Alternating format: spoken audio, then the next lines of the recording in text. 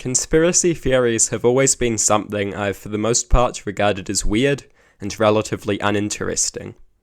I find regular politics interesting enough without all the delusional grand narratives and whatnot. Regular politics is actually very interesting. More interesting, I think, than stupid narratives about grand plots. I feel like conspiracy theory type stuff is often picked up by people who might find regular politics boring, and you need some kind of compelling grand narrative to actually find the subject remotely entertaining.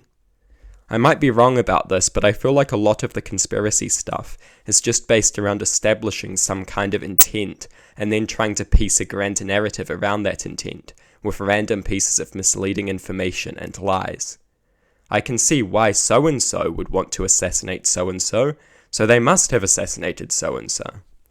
I can see why this person would want to make this fake thing up, so why would they not have made this fake thing up? Blah blah blah. Some vague intent is established, and around that intent some massive plot is invented, out of thin air with the occasional support of some misleading information. Sometimes even the established intent doesn't really make any sense. The elites are doing this to depopulate the planet. Why would the elites even want to depopulate? It is just kind of assumed elites want this when there are actually many benefits a large population, a large working class and consumer base can have for the wealthy.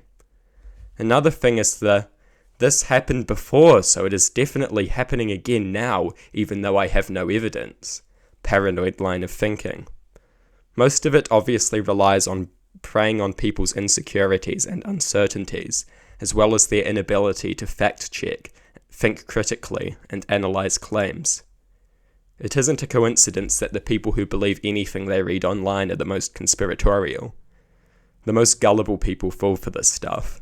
Conspiracies naturally prey on people who are unable to interact responsibly with the internet and the complete garbage that infests it.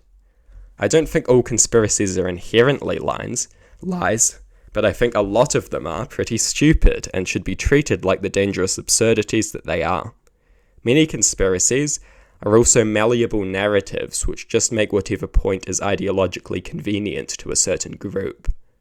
They claim anything is propaganda so long as it is convenient, and the delusional followers seem to think this constitutes a good defense. Sad more than anything, conspiracism is a tool of ideological manipulation, of narratives, and it can be dangerous when used to manipulate people's perception of reality to serve an ideological goal.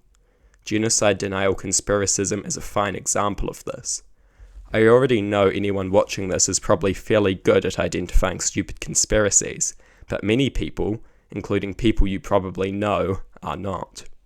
If you think someone is vulnerable to online misinformation, maybe try to teach them how to spot misinformation, or at least encourage them to think critically and not believe everything that they see online.